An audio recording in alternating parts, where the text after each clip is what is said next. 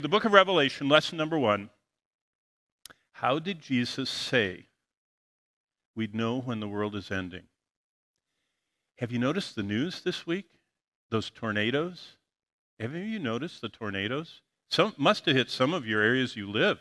I mean, there were horrible, some of the most devastating tornadoes in history. Do you know what they found out? America has the worst weather in all the countries of the world, just because of geographically where we are. The polar vortex comes down, the warm Gulf air comes up. We've got both oceans, kind of bracketing our country. And that combination of ocean, Arctic, and warm, moist, the humid air coming up makes a cauldron for the most powerful weather. But we'll see in a minute, that's only one of the things the Lord says is how we know about the end of the world. Jesus actually gave us a map of the future. Before we go to Revelation, I have to answer for you why we would even believe in prophecy, why we would even believe that the world is going to end, why we wouldn't join the guy from Star Trek, what's his name, Shatner. You all know? Is that too old? You know the original Star Trek? Yeah, William Shatner, the original Star Trek, before all these other iterations. He's 91 years old. When I was your age, he was really young. And he was doing Star Trek, the original. They were coming out week by week. Do you know what he just said? He said the current generation is four-letter word, that really bad four-letter word. They're doing that to the world. They're effing the world, as he put it. And I thought, what are you talking about? He said, this world is what our mother that keeps us alive. And if you don't have this mother keeping you alive, you have nothing. And I thought, do you know what Mr. Star Trek is saying? He's an earth worshiper. He believes that the earth is all there is and our life is tied to it. And he has no concept of the hymn that's come from the scriptures that says, this world is not my home. I'm just passing through. Now, for you, you have to make a decision because you're living in a generation that thinks this earth is all there is. And they're living like that.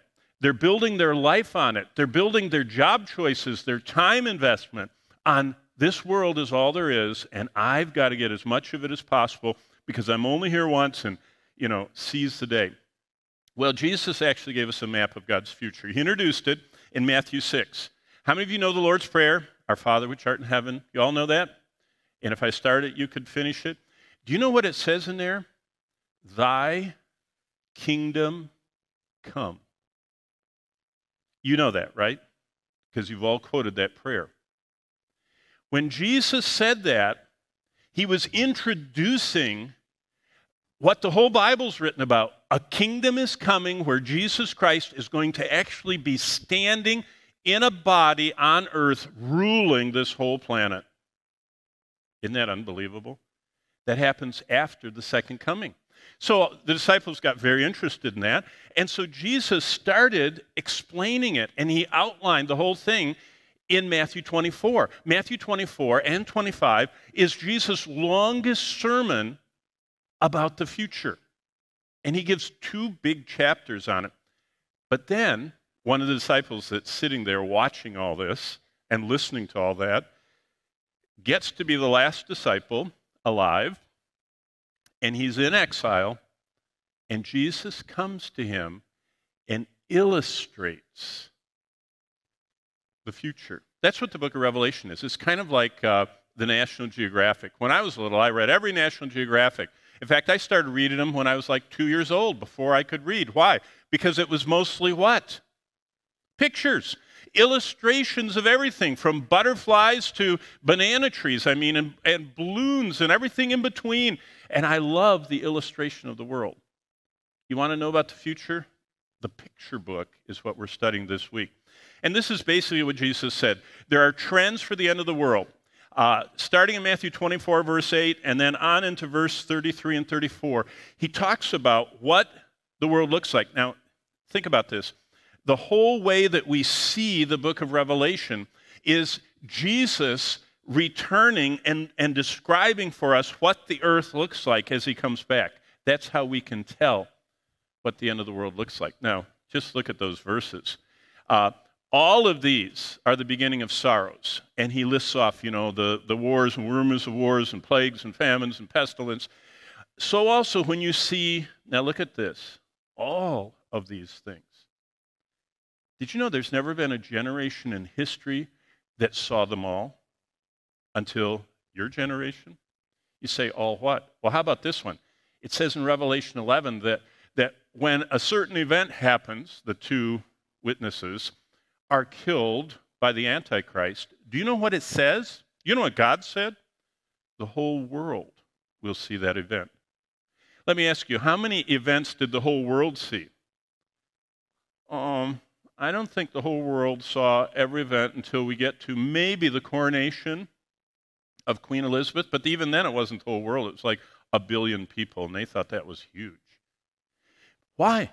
Because there was not yet invented until 1953 what we call television. Most people don't say that, they say TV. And most people don't even say TV anymore. They're on their phone, But the Bible talked about the whole world seeing things. And that was impossible till 1953, when television started being broadcast internationally. Then Jesus went on to say in verse 34, "Assuredly I say unto you, this generation will by no means pass away till all these things take place." I'm glad I'm not teaching Matthew. I see it's on your schedule, so I don't have to explain how long a generation is and which generation he's talking about. But basically, Jesus said there's going to be a collection of things, and when someone sees all of them, the generation it does is going to be the terminal generation. What are those trends? Well, basically, Jesus describes in Matthew birth pain characteristics. What's a birth pain? Jonathan said I have 8 wonderful children. Actually, we have 9. We lost one. We lost one in the 80s and died prematurely. And I used to always introduce that event to people, and I say, well, we have one already in heaven, and the rest we're really praying for, because they were born sinners. But I've watched a lot of births. A birth is an event in a woman's life that is unforgettable and gets more so because it totally captivates her body, her mind, her emotions, all of her nerves. Everything is affected by those contractions. Well, the birth pain characteristics of the end are they're going to be more and more visible. If you read the news, everyone's talking about the number of F-level tornadoes last week.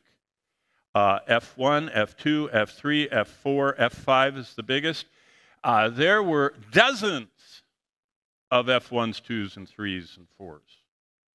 And they said it's unprecedented. I mean, 600 people in one tornado go to the hospital in Little Rock, Arkansas. Greater visibility. What I'm saying about that is everybody's aware of it. Greater frequency. I mean, things are happening so fast, your generation doesn't notice it. Our generation does because it wasn't that fast in our time. I mean, there was an earthquake here. I mean, there was an earthquake in 64 that got the world's attention. There was another earthquake until like 79 that got the world's attention. Now we're having earthquakes. Did you see Antioch? Antioch in Turkey's gone. Unbelievable, that earthquake just 2 months ago. Greater intensity, greater impact. So Jesus said, you'll know it's the end when you see more frequently, more intensely, more powerfully impactful events. Now, look at this. This is why I went to Matthew. Matthew 24 is called the Olivet Discourse. It's also repeated in Mark 13 and Luke 21. But the events Jesus talks about in that message in Matthew exactly parallel the events in Revelation. That's why I said John just is the illustration of all those things. What are some of the end-of-the-world trends that I'm going to show you in the next few moments? We have 36 moments or minutes until we're gone. Well, the end-of-the-world trends are global diseases, and they're going to get more lethal. Have global diseases affected your life or anybody around you lately? Since 2019, it affected everything, didn't it? I mean, a global disease, COVID-19, all of a sudden all of us have become epidemiologists. We all know all about the COVID variants. The thing God says is those diseases are going to get more lethal. How the doctors in the World Health Organizations and the CDCs of the world, how they look at things is the lethality, how deadly. Now, I just got back. I was teaching down in Florida. Not Revelation. I'm going back there right after you guys to do that. But I was teaching the 52 greatest chapters of the Bible down there at the Bible Institute in Florida. Guess what was in the news while I was there? Some fella squirts water. He goes to his bathroom. He puts water in this little thing. He squirts it up his nose, kind of does a saline nasal irrigation. And it killed him in Florida, in Fort Myers. That's just below Tampa, and the Word of Life campus is just above Tampa. So within an hour's drive of the Word of Life Florida campus, a man takes water out of the tap, squirts it up his nose, and it kills him. Did you know that happens all the time all over the world? That disease is very lethal. Only 3% of people that up their nose survive, okay? So be careful about Fort Myers water. Global warming will get hotter. Have you heard that? Water shortages are going to get worse. A lot of missions are out there helping parts of the world where they don't even have water. Global food scarcity is going to get more frequent. I mean, the whole Ukraine conflict made us realize how fragile the global food chain is. Global conflicts are going to get bigger and deadlier. Never in history has anybody threatened nuclear warfare as often as Vladimir Putin has said in the last year. I mean, he says it today, this morning.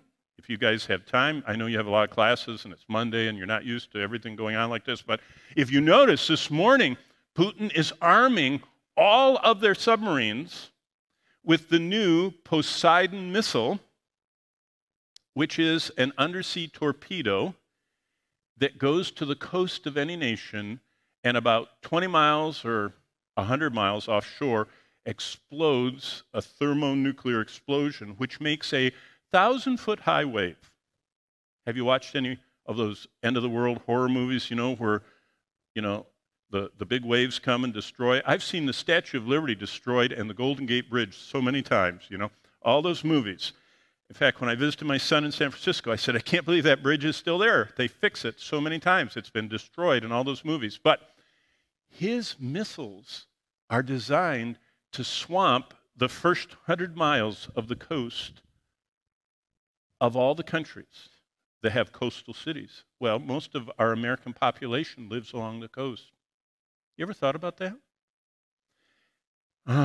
Global conflicts are getting bigger and deadlier. Global hatred of Christ is going to get more personal. Global tracking is more complete. It's unbelievable what you guys live in. Okay, let me just talk through these signs. There are 10 of them, and I'm going to try and get done with them in 42 minutes. No, 32 minutes. That's how long we have left in this class. Okay, number one, and I'm going to talk very rapidly. It's all written down, so you can just listen rapidly. There's an explosion of global travel that you all don't really think about very much. Jesus' favorite prophetic prophet was Daniel. By the way, he's the only prophet that Jesus quotes when he preaches about the future. Jesus quotes Daniel. So he's his favorite prophetic prophet. Jesus' favorite prophet, of course, was Isaiah. But in Daniel, this is what it says. But you, Daniel, shut up the words. He was writing the Bible. Seal the book until the end. The time of the end, for many will run to and fro, and knowledge shall increase. Let's just talk about the simple meaning of running to and fro. People talk about that. They're running to and fro. 3,000 years ago, Jonah got on a boat very similar to the boat that 2,000 years ago Paul got on, and 500 years ago Christopher Columbus got on. In fact, things didn't really change until 200 years ago. Ben Franklin got on a very similar wooden boat with sails. We're talking about travel has been very similar. But 150 years ago here in New York, the steam engine was invented. And everything changed. Quickly, we went from steam engines to internal combustion, planes, rockets, and now 4 billion people every year fly. And it's going up all the time. How about explosion of knowledge? Knowledge shall increase. We all know Google. We've all heard of nanometer architecture. By the way, I'm so thankful. Did you know in Albany, the Nanotechnology Institute in Albany, we're talking about an hour from here, has the most advanced computer chip development, far surpassing anything even the Chinese have thought of yet, right? I mean, it's kind of fun to live in New York. But you know what it's doing? My phone. I love my phone as an illustration. And this isn't even the newest one. But this one, look at this. My phone has, as Apple describes it, the camera. Powered by a chip that does 11.8 billion transistor-driven computations. They call those teraflops, terabyte processes. Its neural engine is capable of 11 trillion operations per second. So when I was sitting in the back and I took a picture of you all for my wonderful wife. In fact, I'm gonna do 11 teraflops for you right now because I'm going to do a quick, no, let me do this. I'm gonna do a pano of all of you and show her what you look like.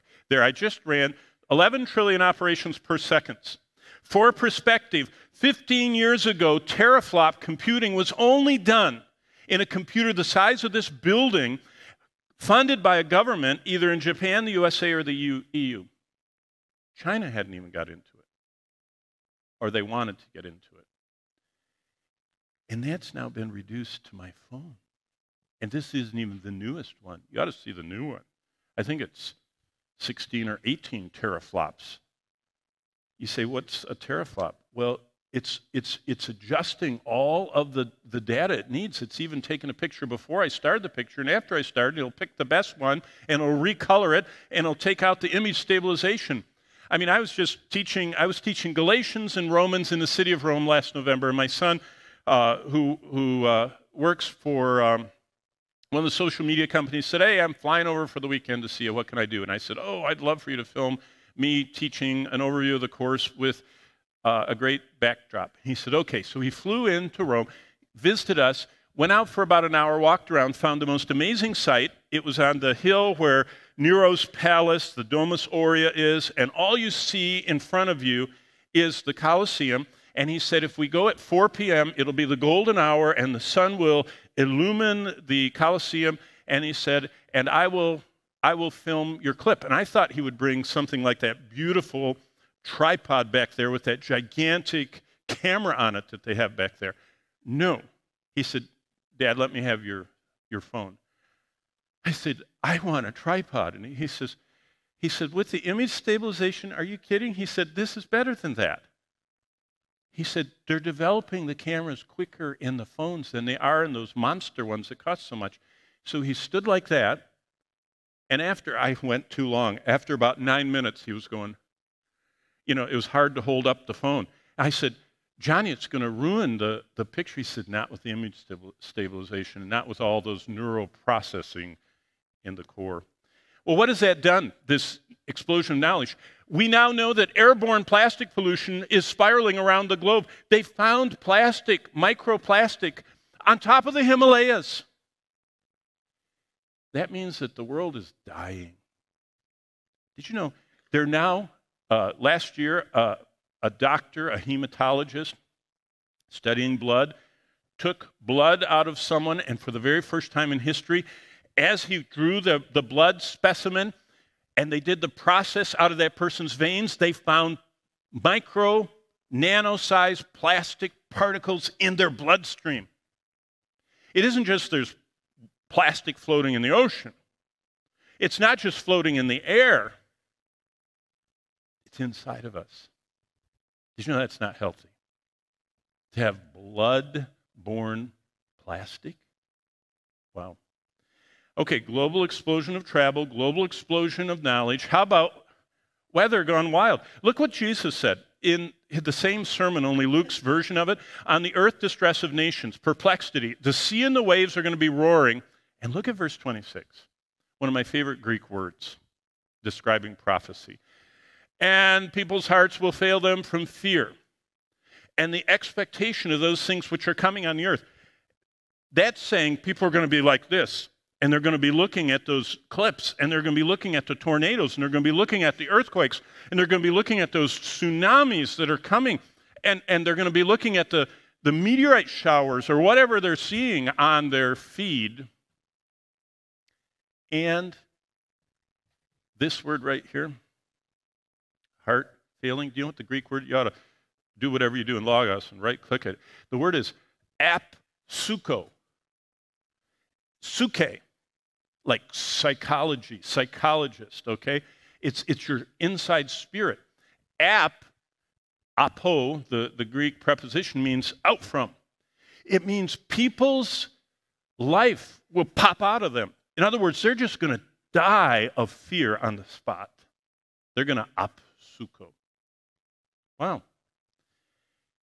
This is what the NOAA, National Oceanic and Atmospheric Association, or Administration, I guess it is, they are just charting from 1980 to 2020.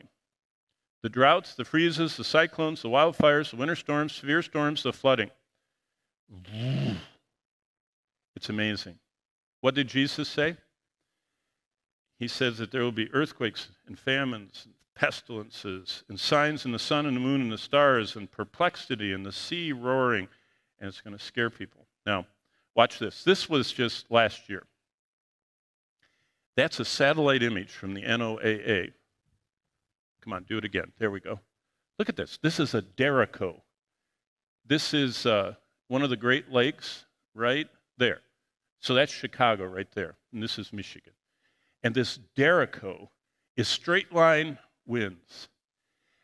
I was headed to a Word of Life board meeting, and we stopped in Iowa, and we had been driving for an hour toward where we were going, and I said, honey, look at the cornfields are all down. I didn't even know they had this. Like 60 miles of cornfields were all laying down in August. I mean, they couldn't harvest them. They're supposed to harvest them standing up. They were flattened completely by that thing. And that was just a blip. Widespread damage to millions of acres of corn and soybeans across central Iowa. Wow. Okay, number 4, explosion of global communications. I already told this to you. Revelation 11, it says, and those from the peoples, tribes, tongues, and nations. Who else are there? This is the whole world. You describe the world from first century perspective by all the peoples, all the tribes, all the tongues, all the nations. Everyone in the world will see something. That was not possible until modern times. In fact, it really wasn't possible till, what year did the iPhone start? 07? I think. 09? 07. The first time people had portable electronic devices that received and transmitted video. Look, yesterday, Facebook Live, 4:30 p.m. yesterday. The dark blue are all the people that are looking at video on Facebook. I know, I didn't get WhatsApp, and I didn't get whatever all the other ones are, just Facebook, mostly old people Facebook. But look at this. From New Zealand all the way through the Aleutian Islands and the all the way up here, even in the peninsula of Russia, they're all watching videos. And look at all the green ones. The green ones are people that are transmitting, live streaming. Unbelievable. In fact, I think that a lot of the events in Revelation are going to be watched as people are going, oh, and they're filming, the demon coming out of the pit, or they're filming the angel coming down, and it's going to be seen by everybody live. Amazing. And then pandemics. Matthew 24 and Luke 21 talk about global pandemics. We've already gone through the COVID time. Here's our Fort Myers. U.S. man dies after using tap water to rinse his nose. March 2nd. See, I was at Word of Life doing the Bible conference. Here's this brain-eating amoeba. There it is, under a microscope. And there's the guilty carrier tap water. 97% lethal. Most people have never even heard of that one. You've all heard of Ebola. This brain-eating amoeba, it's called Naegleria fowleri. 97% lethality. It's even more lethal than Ebola. And we're living in a time, I was thinking about that because in January, I don't know, Bonnie and I flew through Orlando. One of my children was there with our grandchildren, so they said, come over, and they bought us a wristband, and we went in to see them, and we were in some part of Disney World, and you know what they were doing? They were spraying water like mist, and the kids were running through it in Orlando. They were running and breathing in water mist at Disney. And just 50 miles from Disney, the brain-eating amoebas are in the tap water. And I thought, would my son let my grandchildren in all that water vapor at Disney if he had any idea that they could get Naegleria fowleri with brain-eating amoebas? Can you imagine how scary that is? How about the explosion of digital money and global tracking? I was speaking, Bonnie and I were invited. We're missionaries, and one thing that I do, what I do here, I also do in other places, and we were invited for 4 years in a row to speak to all the medical missionaries that work in closed countries. There are 65 countries where the gospel is not allowed in. They're either Muslim or totalitarian or uber secular. And so all the missionaries that work there in hospitals, that's how we're reaching all those closed countries, with hospitals, with all Christian doctors, all Christian nurses, all Christian staff, and they're allowed by the host country to do whatever they want on that hospital property for the name of Christ. So they're doing a lot. So it's great. But these people are really beaten down by the repressive cultures and by the darkness and everything else. And so they come out once a year to these big conferences. And I, for 4 years in a row, got to speak to 800 doctors and nurses. So like this whole room full. And they alternate where they meet. Thailand, and then another one that's near Africa. So we do an Asia one, and we do a Europe, kind of a African area one. And I was speaking along to them, and we left the conference, and I was taking my car to get some gas. So we were in Thailand, and I stuck my card in, pulled it out. My phone was in my pocket. I'm in Chiang Mai. Clicked the card, and all of a sudden I felt my phone go. I thought, oh, I hope it's nothing wrong with the kids. And I pulled it out, and my phone had a message from Chase. Now, all I had done is, and instantly, and it said, are you authorizing your card to be used out of the country in Thailand?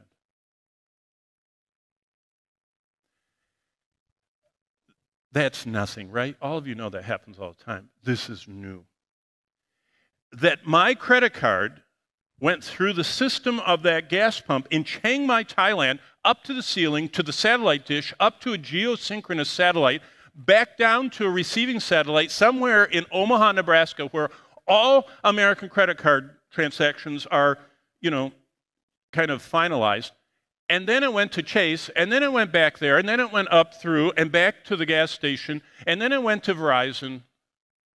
It was not more than 3 seconds before someone knew right where I was standing with my credit card and knew right where my telephone was and alerted me. Can you imagine what it's going to be like when the Antichrist controls all that? And you can't buy or sell? No one may buy or sell except the one who has the mark of the name of the beast or the number of his name. When we get to chapter 13, we're going to talk about that. It's unfortunate that a whole group of Christendom thought somehow that that had something to do with a vaccination. But we will wait till chapter 13. But you know what is fascinating? A small company made a program that takes the free online, available to anyone, cell tower signals and triangulates them for you so you can tell. This is not AirTags by Apple. This is a free program that can take Verizon, I don't even know all the carriers, T-Mobile, I don't know the rest of them. You can get their free, public, available logs. There are trillions of them. Of every cell phone has a number, and every cell phone has constant cell tower coordinates. And all that's online and available. And this little app, if you just find out someone's IP address for their phone and plug it into this app in your hand, it will show you on a map everywhere that phone has been instantly. So what this person did is they went outside of Langley, Virginia. Do you know what's in Langley, Virginia? Yeah, the CIA headquarters.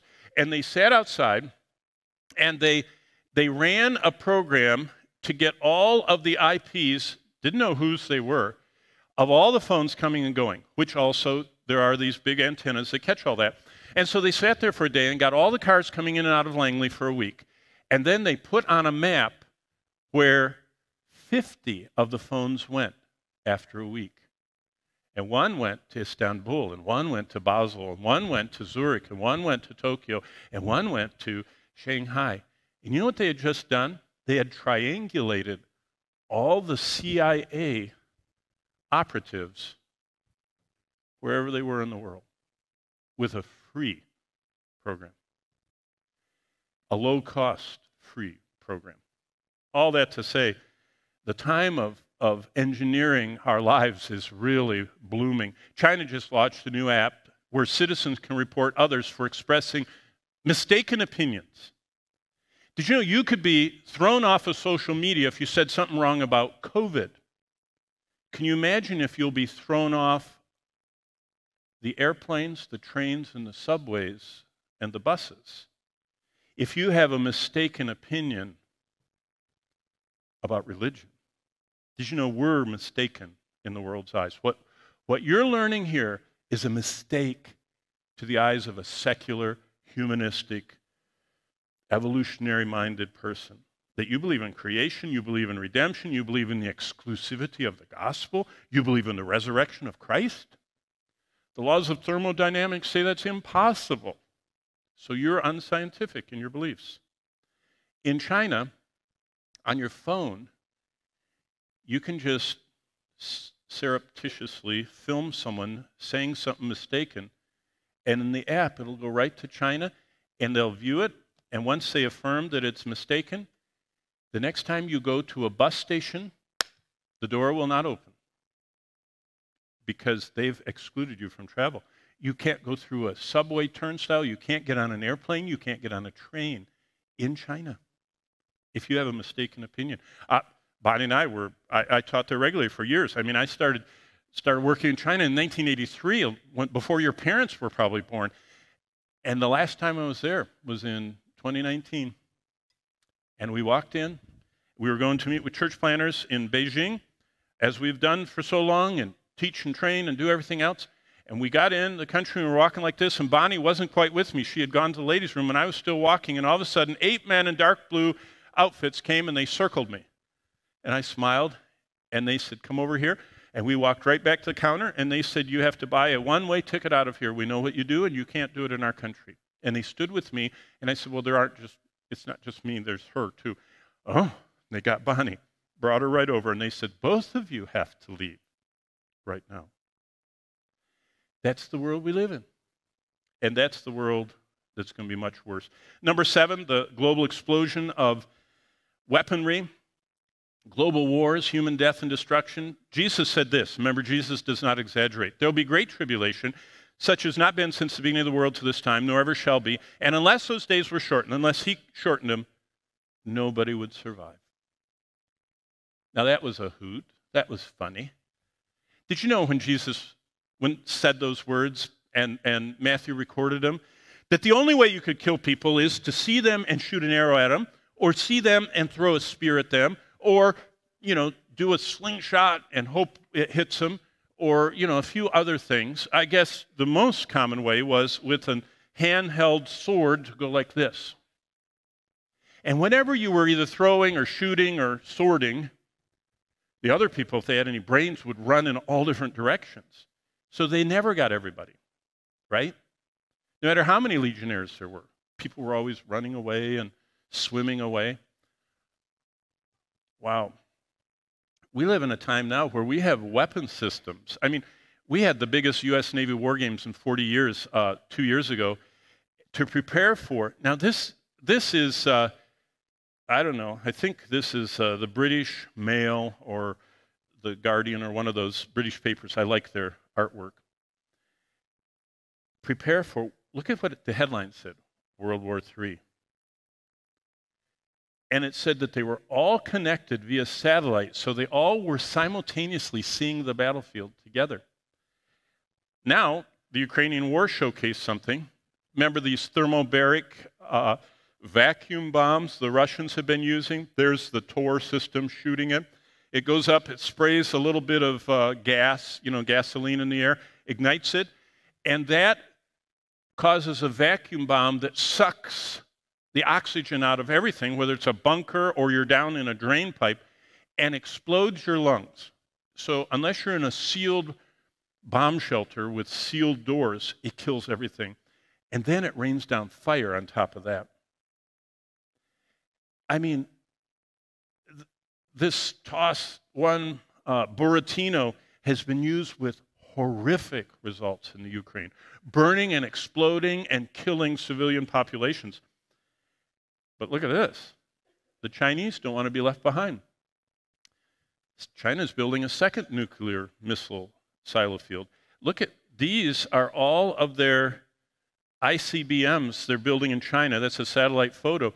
And I mean, what used to be just kind of like a joke that, there was a Hiroshima and Nagasaki atomic bomb is now in the news as a possibility on a daily basis.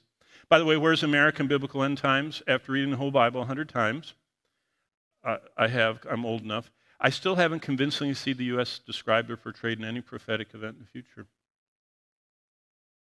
Wow. We'll talk about that when we get to that chapter. By the way, AI, everybody's talking about Chat GPT and all that stuff.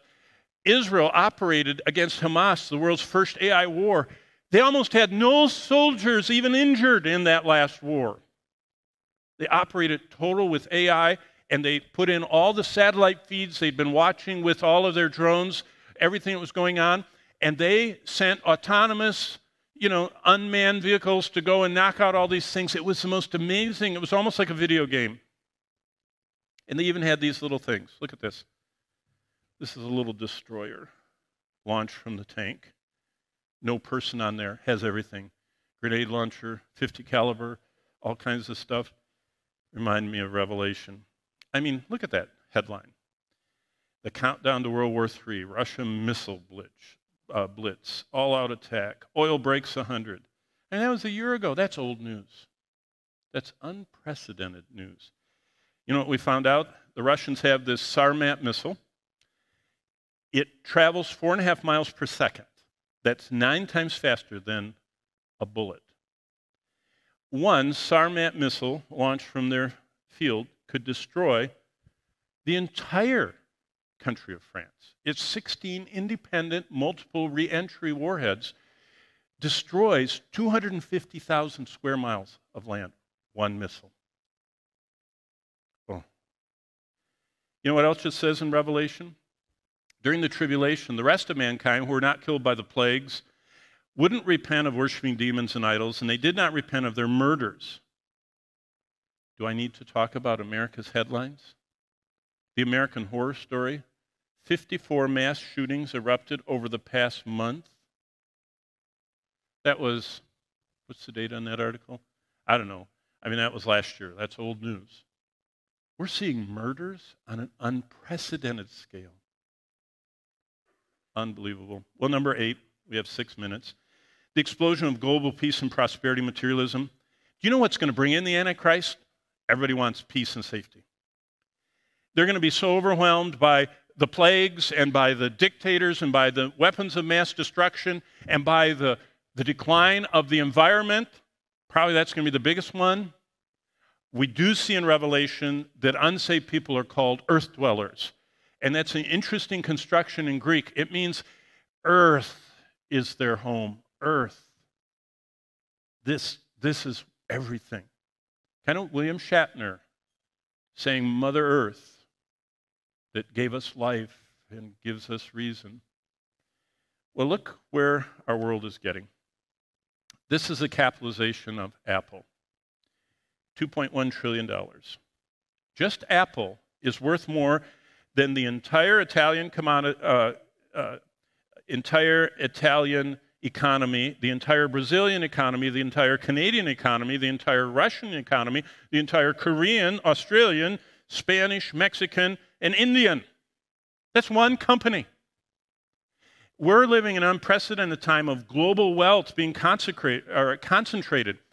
The $200 trillion of personal wealth is in the hands of only 20% of the people. And those are mostly Western. And those are mostly the richest 1%, by the way, have 48% of all the wealth in the world. And boy, does that make the minor prophets very interesting, what our responsibility is. And then there's a global explosion of hatred for Israel. Jesus said that's what it's going to be like. Zechariah puts it this way: all the nations are going to gather against Israel. Here's a headline: Iran says they're going to strike. This is not even a year ago. They're going to strike the heart of Israel if the Jewish state makes even the slightest move against them. Here's how it's shaping up. This is the new Cold War. We have Russia, Iran, Iraq, Syria, and Lebanon, and Yemen against the UAE. So, basically it's Shiite against Sunni. And Israel is allied right now with Jordan, but Saudi Arabia last week switched over starting peace talks with Iran. We'll talk more about that in another chapter. Here's the last one before we go. Matthew 24:14, Jesus said, the gospel of the kingdom will be preached in all the world as a witness to all the nations, and then the end will come. Look at this. This is the IMB, International Mission Board. They've identified the little red dots are all the unreached people groups. By the way, when I go to these medical mission things, those people are reaching them. You know how they do it? Franklin Graham gives $5 million. They put a hospital in this most desolate, unreached area. They staff it with Christians. They go out and they start bringing in 100, 200-mile radius, all the sick people. I could tell you story after story about how Muslims see the compassion of Christians and they say, why are you like this? And long term, they're leading people to Christ because those people have never seen the love of Christ. It's unbelievable what we're living through. So Jesus actually gave us a map of how it all would end. We're going to study the book of Revelation because Jesus introduced the idea of his return in the Lord's Prayer. He outlines it in Matthew 24, and we're going to study all week long, Lord willing, all that he mapped out is coming. And Jesus said we would know that the world is ending when we see the events that we just talked about